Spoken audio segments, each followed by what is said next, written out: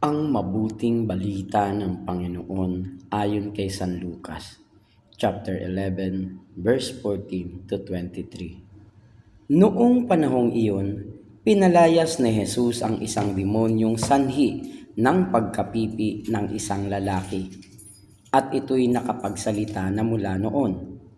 Nang gilalas ang mga tao, ngunit may ilan sa kanila ang nagsabi, "Si Beelzebul na prinsipe ng mga demonyo ang nagbigay sa kanya ng kapangyarihang magpalayas ng mga demonyo."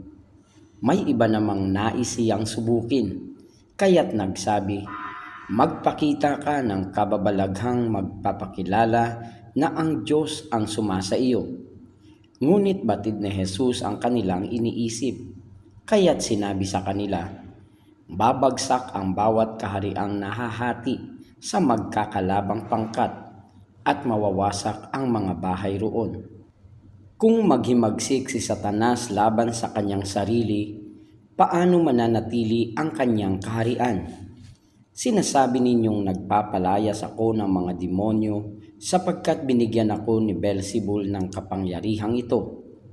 Kung ako'y nagpapalayas ng mga demonyo sa pamamagitan ni Beelzebul, sino naman ang nagbigay ng kapangyarihan sa inyong mga tagasunod na makagawa ng gayon? Sila na rin ang nagpapatunay na maling-mali kayo. Ngayon, kung ako'y nagpapalayas ng mga demonyo sa pamamagitan ng kapangyarihan ng Diyos, nangangahulugang dumating na sa inyo ang paghahari ng Diyos.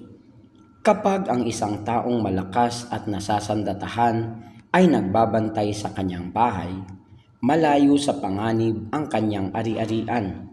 Ngunit kung salakayin siya at talunin ng isang taong higit na malakas, sasamsamin nito ang mga sandatang kanyang inaasahan at ipamamahagi ang ari-ariang inagaw.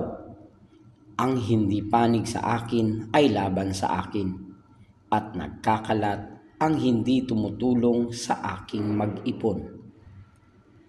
Ang mabuting balita ng Panginoon. Pinupuri ka namin, Panginoong Hesukristo.